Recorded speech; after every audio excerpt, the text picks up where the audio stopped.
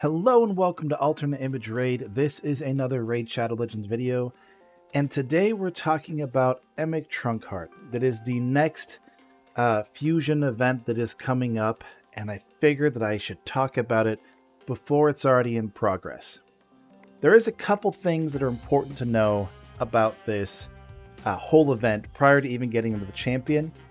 It is what's considered a fusion fragment hybrid event, in that normally in a fragment event, you just collect a bunch of fragments, you can fuse those in the champion. In a fusion event, you collect rare champions, fuse those into epics, fuse that into the legendary that you're going for. In this case, you'll be collecting fragments, and you will use those fragments to summon the epics and fuse those epics into this legendary.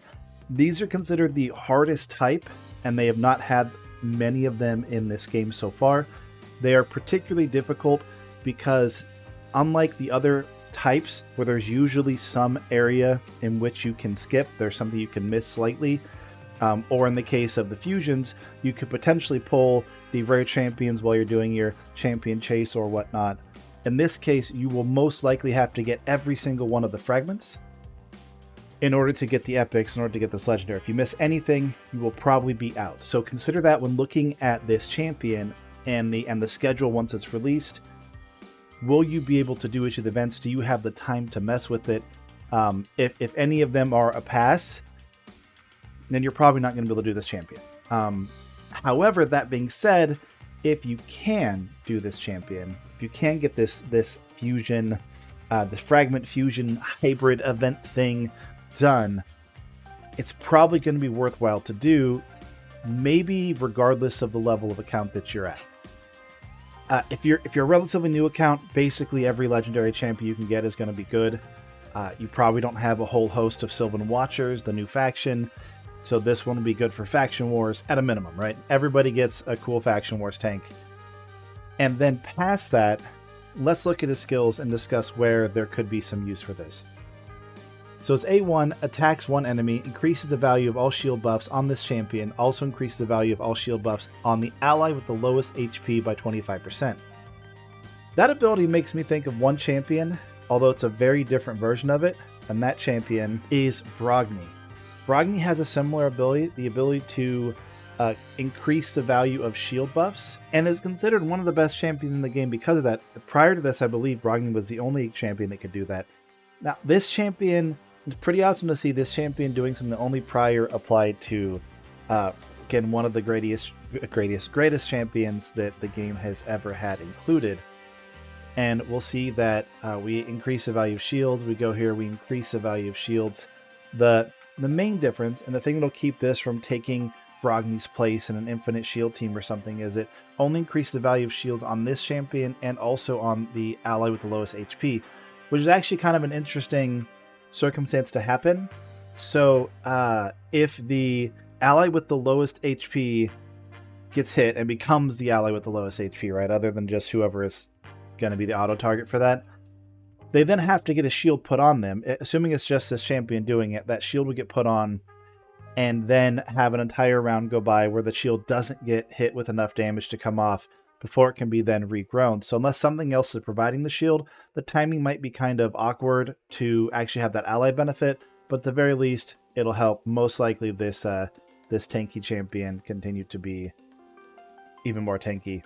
Of course, this champion is HP base, which is excellent when we're talking about somebody providing shields based on their HP.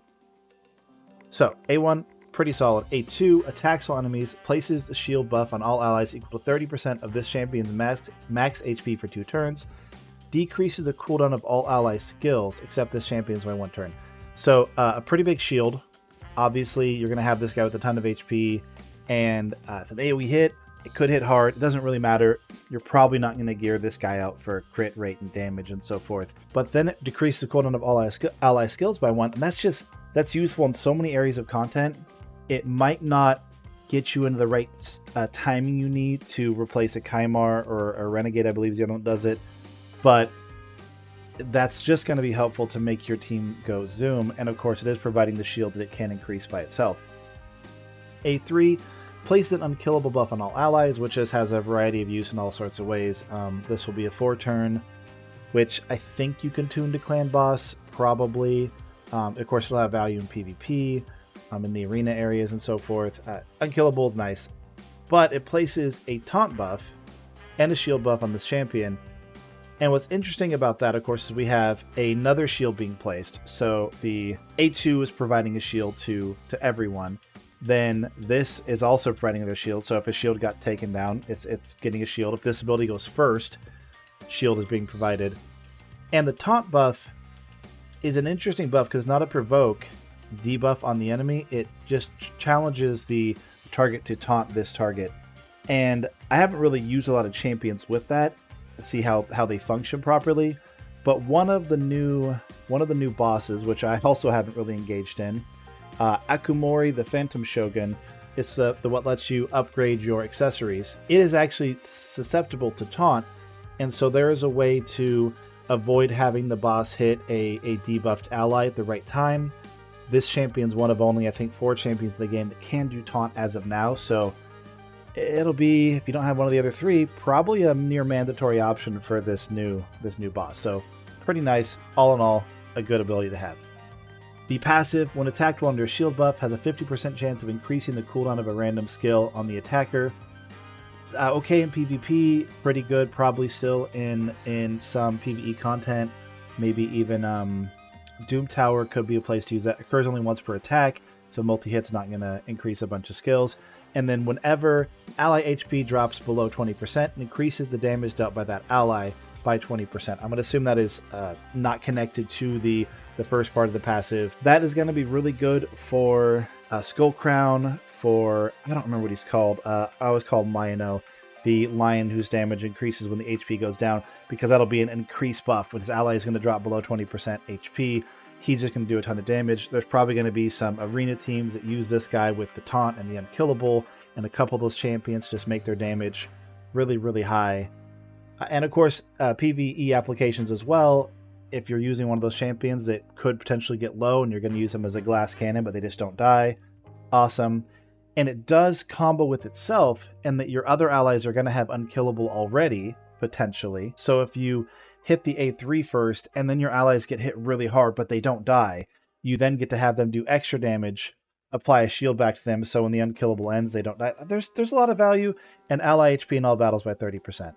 I think it's a great champion. People are talking very highly about him, at least according to the thumbnails. I haven't actually watched any of the other creator videos on this particular guy right now. But I'm going to go after it. Of course, I always do. This is nothing new for me. I hit all of these fusions and fragment summon events.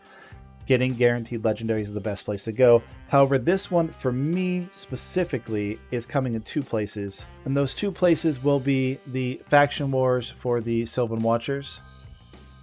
Getting a nice big tanky champion like that is probably going to make the rest of this deal really easy. I have a handful of champions ready to go for this, but this will just seal the deal. I think I'll probably be able to push maybe even the next time it comes back up to finish off that faction. It'll be interesting to see. And then the other area is an area that you'll see in 1 second I have not touched yet, which is Phantom Shogun's Grove. Because it has that unique taunt mechanic that I don't think I really have elsewhere on my account, that'll be the time to finally jump into this content and see what I'm able to do with it once I get that new champion. I really have only been doing this because there's just too much going on in this game, and I have not had enough time to focus on another area, tune up a team.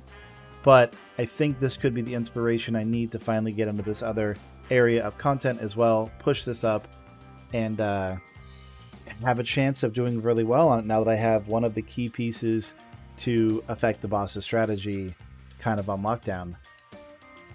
Yeah, I think it's going to be nice. It is, again, pretty much a combination of these 2 events. You're going to, instead of having fragments to summon to go in, you're going to summon fragments basically for this part of a fusion. Those fragments are going to fuse into a epic here. You'll fuse those epics into the legendary, and it's going to be rough. There's a decent chance with the pattern that Raid has been going through recently that they will increase the point values required for all of this stuff. They're going to make this one taxing, particularly as I think one of the first legendaries that's been easily available I honestly don't remember where I got Oella from. I don't remember if it was Lucky Pull or if it was guaranteed. I feel like it was something guaranteed related. So maybe the second guaranteed legendary only that they've had, if not the first, if I'm remembering incorrectly about how I got that champion. That'll be you know, that's gonna be something they're gonna push hard and make people push hard for, because when you're trying to get your Lydia, if you haven't already gotten it, now you have to go through the Sylvan Watchers in order to do so, and that means 3-star all the way down. So having a incredibly valuable tanky champion, and if his taunt works on the bosses in here, I don't know if they do, but if it does, that's just going to make it even more helpful for keeping your team alive in Faction Wars. So those are the places I'm using it. I imagine there's going to be applications all over the place. There's going to be some sort of clan boss cheese you can do with it, between the growing the shield like Brogni does, and reducing the cooldowns of the event, and reducing the cooldowns of your team's abilities. This the 8-2 here, it will go down to a 3-turn. There's going to be a lot of ways to synergize this in some way, and you know, I'm sure Deadwood Jedi, Hell Hades, Ash, they're all going to have some crazy teams with this guy coming up. I'll probably be a bit behind on that, honestly. The next one for the next video on a champion I'm probably going to do is going to be the Goodnut champion. He is just got him geared out today, so most likely here soon, possibly my next video, could have my guide and how-to on him, which again isn't going to be how to make him the best possible champion anyone in Raid has ever done, because my account doesn't have it like that, but it will be a how to make this guy functionally usable. What can you do with him with a realistic but strong account? So that's what you have to look forward to. Of course, if you'd like to see any of that, definitely drop a sub. And as always, this has been an alternate image raid video for Raid Shadow Legend, talking about the new Fusion Fragment Summon event, Emic Trunkheart. If you liked, if you loved it, again, sub. It's always cool to see that. Mostly cool to see, though, comments. If you have some feedback, you know, when videos do really well and nobody says it, I'm like, why did this video do well? And if it does bad, nobody says anything, same thing. It's just really cool to see. And if you hated this video, smash that dislike button, as it's still engagement for the channel. And as always, have a great day.